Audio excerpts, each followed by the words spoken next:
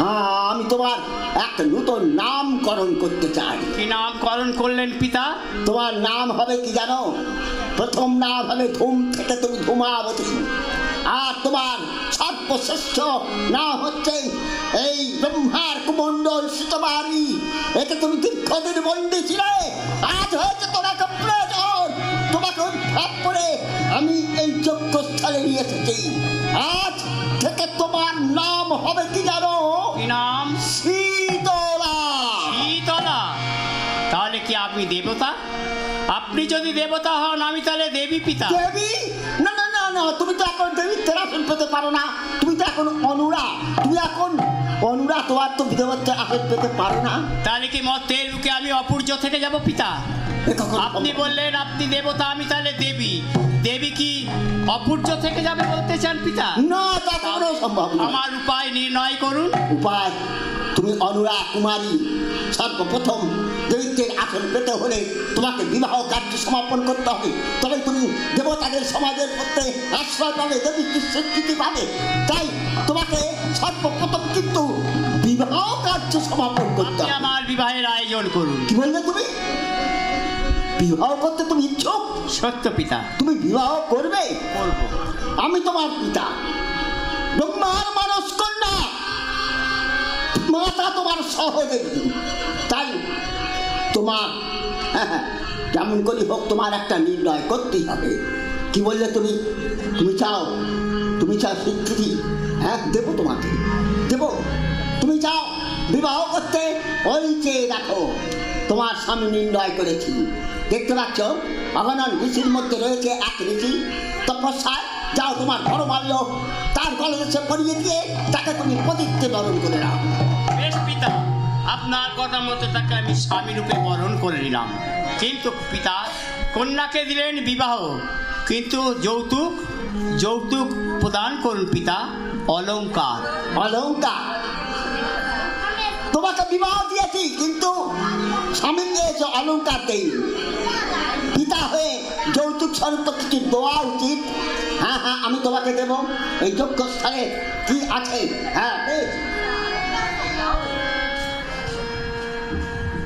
এই না, তোমার মস্তকে তুলে দাও। দাও। এটা কি অলংকার দিলেন পিতা? তাহলে কি আমি অঙ্গের ভূষণ করে রাখলাম। আর সেই সাথে তুলে দিলাম 64 কাঠির মার্জনী।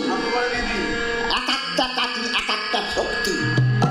এই না, এই 64 কাঠি মার্জনী আমি তোমার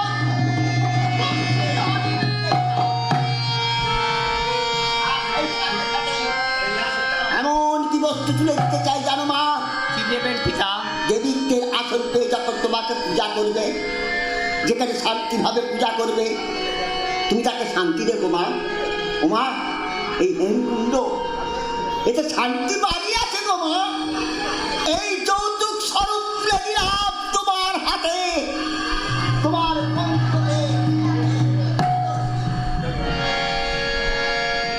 পিতা, স্বামী পেয়েছি, অলংকারও পেয়েছি পিতা, কিন্তু আমার যে পুত্রের প্রয়োজন, সন্তান পুত্র না হলে তো আমি মর্তের বুকে পূজা পেতে পারি না পিতা।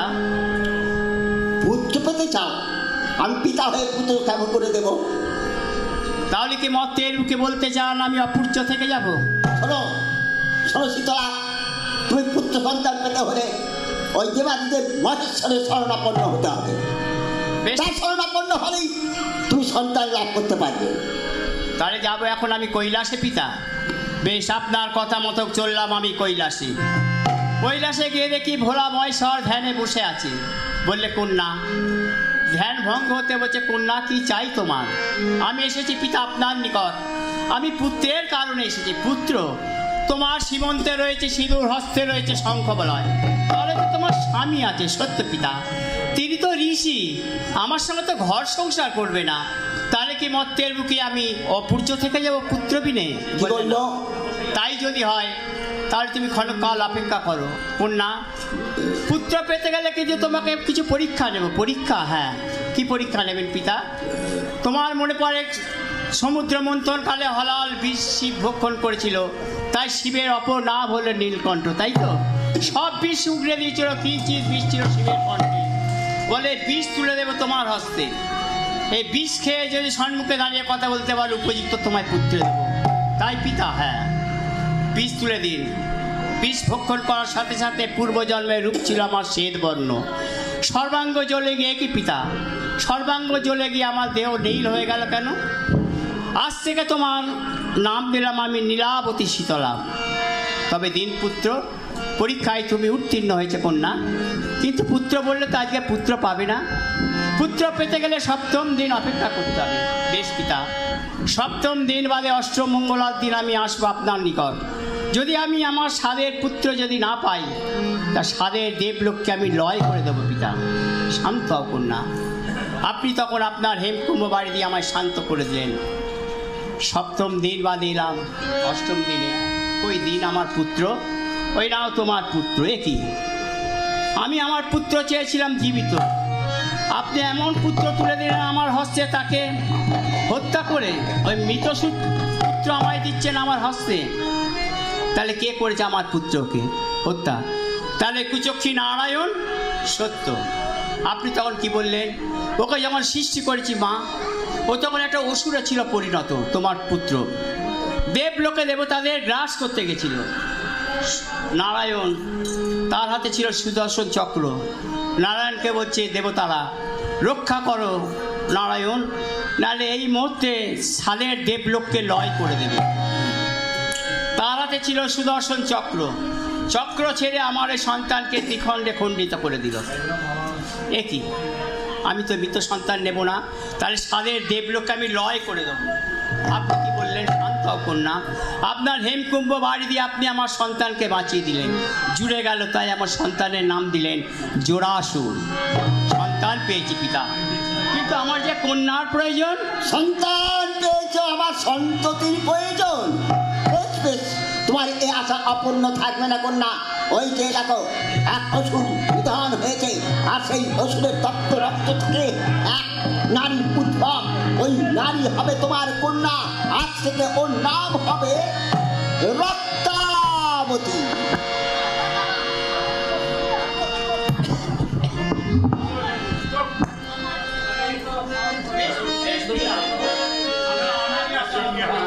আমি কন্যাও পেয়েছি পিতা, কিন্তু হ্যাঁ, মর্তের মুখে কন্যা পুত্র পেলেই হলো না।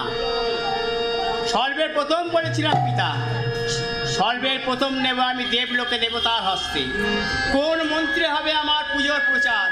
আপনি আমার পূজার আয়োজন করুন, আমার পূজার মূল মন্ত্র তুলে দিন আপনি আমার করলে। যে মন্ত্রে হবে আমার পুজো না, দেশবাসী সবাই এই মন্ত্রেই করবে দেবী শীতলার পূজা। দেবীত্বের আসন পেয়েছ, কিন্তু দেবতাকে পূজা করতে গেলে মন্ত্রের প্রয়োজন। সত্য। 33 কোটি দেবতা পূজার মন্ত্র আছে, কিন্তু তোমার মন্ত্র নেই, তাই না? আমি সৃষ্টিকর্তা প্রত্যেকজনই ব্রহ্মা, তাই তোমার সেই মন্ত্র আমাকেই উচ্চারণ করতে হবে। বেশ, তাই হোক। এসো এসো, আমি তোমার সেই মন্ত্র উচ্চারণ করে তোমার চরণে দেব পুষ্পাঞ্জলি, যাতে তুমি দেবীত্বের আসন পাও।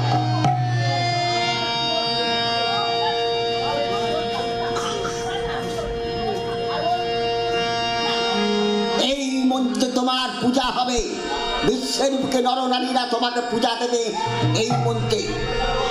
নমো শীতলগঞ্জগত মাতা, শীতলগঞ্জগত পিতা, শীতলগঞ্জগত ধাত্রী, নমো শীতলা ওই নমো, নমো শীতলা ওই নমো, নমো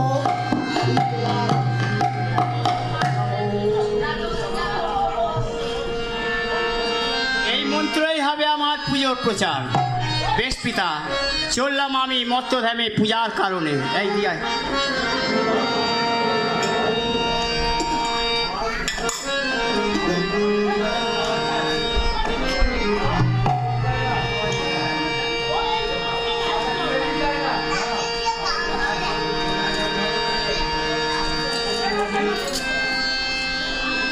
শীতলা মায়ের চরণ স্মরণ করে নিতাই গৌর হরি হরি বল মন।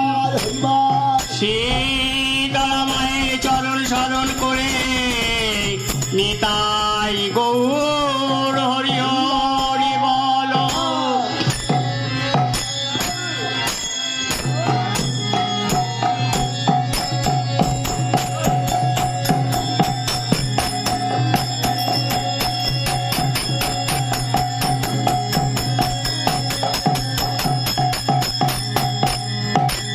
বন্দে দেব গজানন,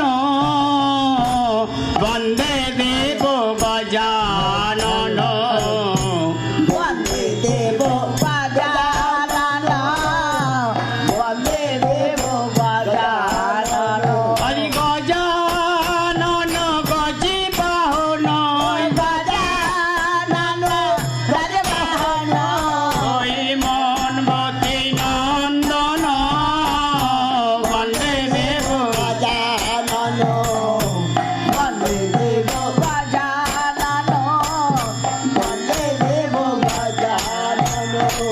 আরে কদন্ত মহাকায় পার্বতী নন্দন, কেশবতী মহারাজ, পার্বতী নন্দন, দিতে হবে শ্রী চরণ, দিতে হবে শ্রী চরণ, এই আশীর্বাদ বন্দে দেব গজানন, বন্দে দেব গজানন, বন্দে দেব গজানন।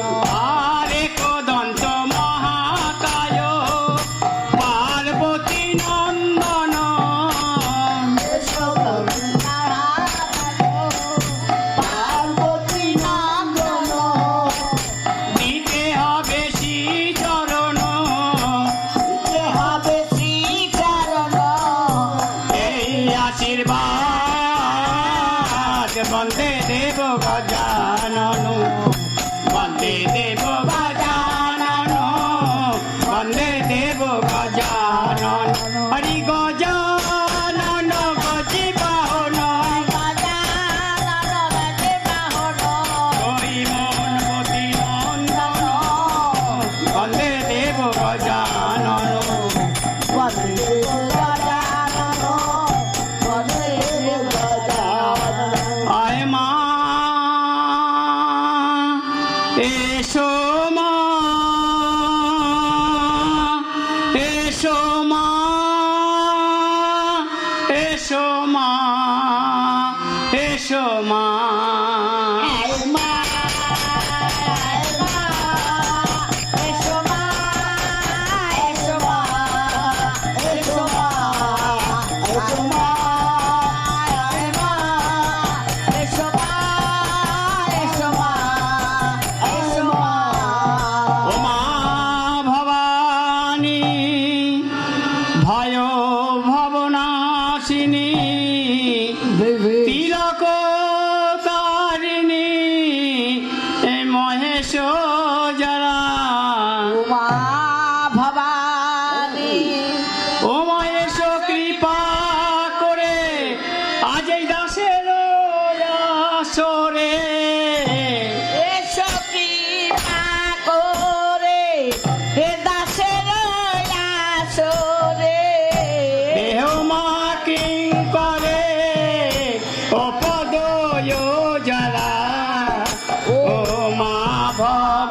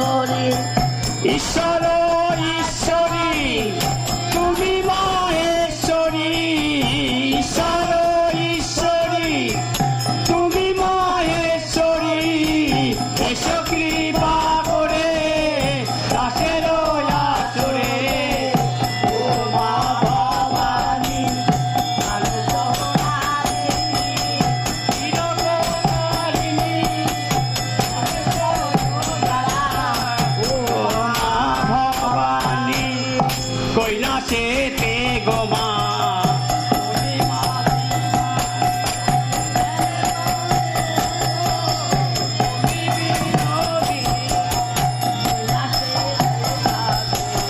তুমি দলে চলি শ্যামের বামে মাগো রাধা বিনোদিনী রম্বার নন্দিনী শীতলা জননী ভালো নন্দিনী শিবেরা জাননী সতী পাওরে কালেরো আসরে ও মা ভবানী ভয় ভবনাশিনী বিলোকতারিণী মহেশ জরা ও মা ভবানী ও মা দিন যায় ওদের দয়া বই একবার দয়া করে আয় গো মা ও মা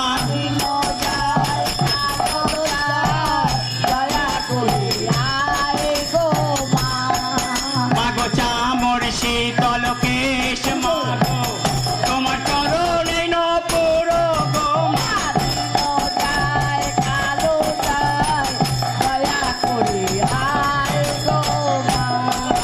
মাগো না খেতে বেসর দোলে বলে গজবতী গো মা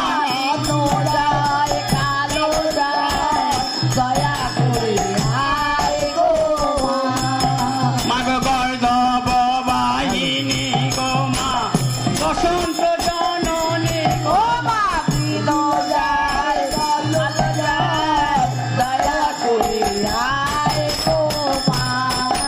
মাগো গর্ধব বাহিনী গো মা বসন্ত জননী গো মা